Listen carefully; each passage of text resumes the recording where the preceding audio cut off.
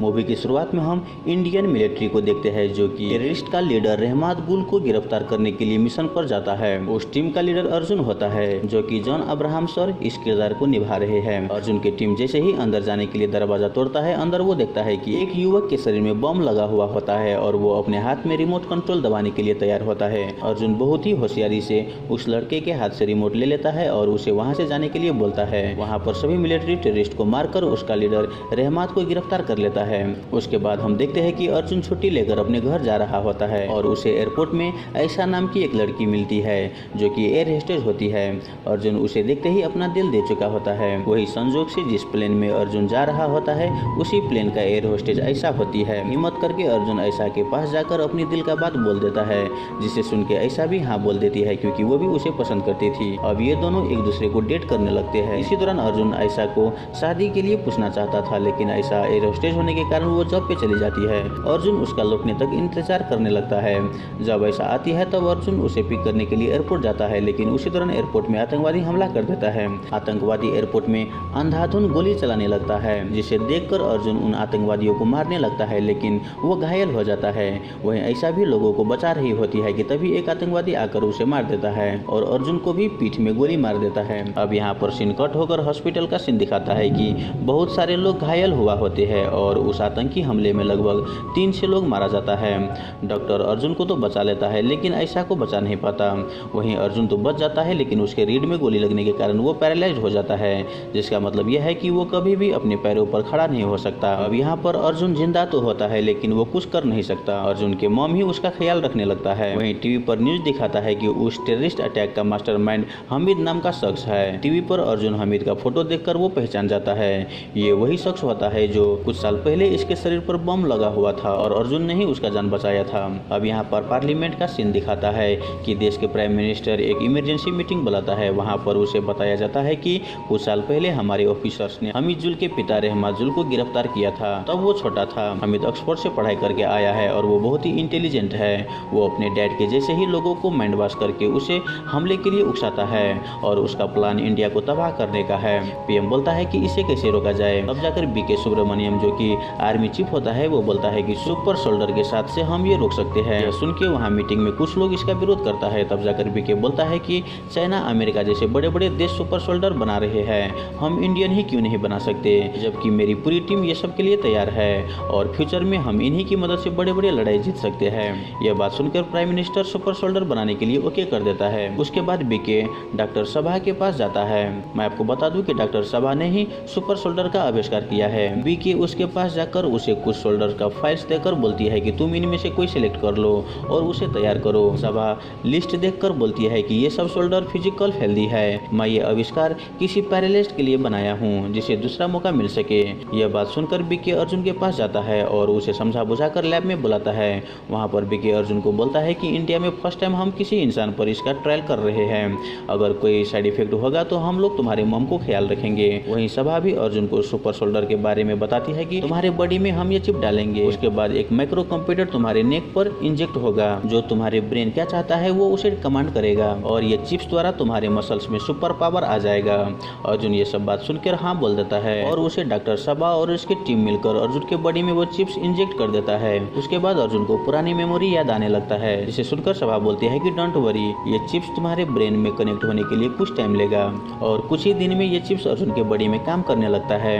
अब अर्जुन पूरी तरह से सुपर सोल्जर में कन्वर्ट होने लगता है। हालांकि उसे बीच बीच में ऐसा की याद आ रहा होता है, लेकिन सभा बोलती है कि तुमको पुरानी याद को भूलना होगा, तभी ये चिप्स तुम्हारी बॉडी में पूरी तरह से काम करेगा।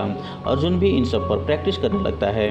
कुछ दिन के बाद लैब में बीके आता है और सभा को बोलता है कि अर्जुन को तैयार करो, अब इसका वक्त आ गया है। सभा अर्जुन के हेड में एक गवर्नमेंट फ्रेम लगा देता है जिसकी मदद से वो डायरेक्टली सैटेलाइट के थ्रू से किसी भी इंसान को हैक कर सकता है। वो इंसान अभी कहाँ पर है और वो कितनी दूरी पर है पूरी तरह से लोकेट करके अर्जुन को आगे डिस्प्ले में दिखा देता है। वहीं बीके अर्जुन के पास आकर बोलता है कि कल तुम रेडी होकर पार्लियामेंट आना, हमें तुम्हारे प्रोग्रेस को सबको दिखाना है। अब यहाँ पर देखते हैं कि सभा बीके सब लोग पार्लियामेंट जा रहा होता है। वहीं अर्जुन भी जाने के लिए तैयार हो रहा होता है। वहीं कुछ टेररिस्ट आरएएफ के सोल्जर है ये चेक पोस्ट में बोलकर अंदर पार्लियामेंट में घुस जाता है। पार्लियामेंट में पीएम के साथ साथ सभा और बहुत सारे लोग पहुंच चुका होता है। वहीं बीके रास्ते में होता है।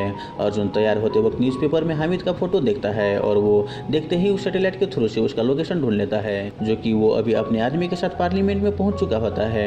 वो समझ जाता है कि हामिद और उसके लोग पीएम को बंदी बनाने वाला है। वो फौरन बीके को कॉल करके इन्फॉर्म कर देता है, लेकिन तब तक बहुत देर हो चुका होता है। वो टेररिस्ट पार्लियामेंट में सभी लोगों को बंदी बना चुका होता है। अर्जुन वहाँ पर दौड़ते दौड़ते पहुँचता है। वो देखता है कि पार्लियामेंट के चारों तरफ बम लगा हुआ होता है। 300 होस्टेज के साथ वो लोग पीएम को भी बंदी बना चुका होता है। अर्जुन शोल्डर के साथ पार्लियामेंट के ऊपर नजर रखने लगता है। वही हामिद बीके और उसके टीम को कॉल करता है। वो बोलता है कि पार्लियामेंट के ऊपर जितना भी हेलीकॉप्टर है उसे ऊपर से हटा दो, नहीं तो तुम्हारे 50 होस्टेज को मार दूंगा और मेरा माँ क्या है मैं दोबारा कॉल करके तुम्हें बोलूंगा। बीके भी सभी हेलीकॉप्टर्स को वापस ले लेता है और अर्जुन को पार्लियामेंट में घुसकर वहाँ की सीसीटीवी को हैक करके उनसे जोड़ने के लिए बोलता है। वही हेलीकॉप्टर हटने के कारण हामिद 50 होस्टेज को छोड़ देता है। हामिद दोबारा फोन करके बोलता है कि मेरे अब्बू रहमात को सेफली हेलीकॉप्टर में बैठाकर उसे रिहा करो, उसके बाद ही तुम्हारे सभी लोगों को मैं रिहा करूंगा। वही अर्जुन सबसे बचकर अंदर घुस जाता है और वो कंट्रोल रूम में घुसकर सीसीटीवी को बीके से कनेक्ट कर देता है। वही अंदर में फंसे सबा को मालूम चल जाता है कि अर्जुन अंदर आ चुका है। वो उसे वॉच के थ्रू से मैसेज कर देती है। मैसेज सेंड का नोटिफिकेशन आता है और वहाँ पर हामिद के भाई जान जाता है। वो सबा के साथ जबरदस्ती करने लगता है। वही ये सब सुन के अर्जुन वहाँ पर आके हामिद के भाई को मार देता है। ये बात हामिद को मालूम चल जाता है। वो अंदर जाके बड़े नेता को मार देता है, ये बोलकर कि अगर 1 घंटे में मेरी मांग पूरा नहीं की तो मैं यहाँ पर सब लोगों को मार दूंगा। मैं आपको बता दूं कि पीएम के बंदी बनने के बाद उसके सीट पर दूसरा नेता बैठ जाता है और वो टेररिस्ट के हर मांग को पूरा करने के लिए मान जाता है। वो रहमात को छोड़ने के लिए ऑर्डर दे देता है। वहीं अर्जुन सबा को बचाने के चक्कर में बीके का कहा नहीं मानता, जिसके कारण बीके उसे हामिद के आगे सरेंडर करने के लिए बोलता है। अर्जुन भी ऐसा ही करता है। हामिद के आदमी अर्जुन को पीछे से मारने लगता है, जिसके कारण उसके गर्दन में लगा हुआ चिप्स डैमेज हो जाता है और वो बेहोश हो जाता है। अर्जुन को बेहोश देख सुबह चुपके से उसके चिप्स को कंप्यूटर से लिंक करके उसे होश में लाने की कोशिश करने लगती है। वही हामिद सब बम को एक्टिवेट करके अर्जुन को जान से मारने के लिए बोल देता है। जब उसके आदमी अर्जुन को मारने के लिए आता है तब तक वो होश में आ चुका होता है और वो अपनी सुपर पावर से सबको मार देता है।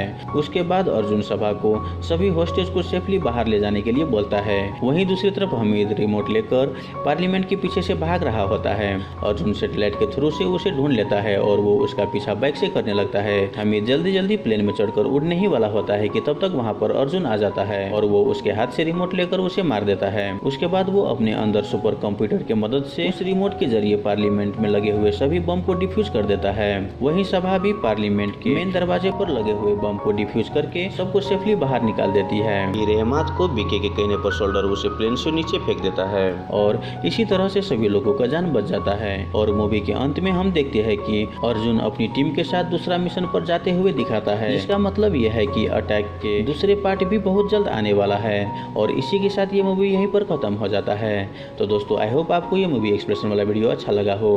अगर आपको वीडियो अच्छा लगे तो वीडियो को लाइक करके हमारे यूट्यूब चैनल को सब्सक्राइब जरूर कर लें। धन्यवाद।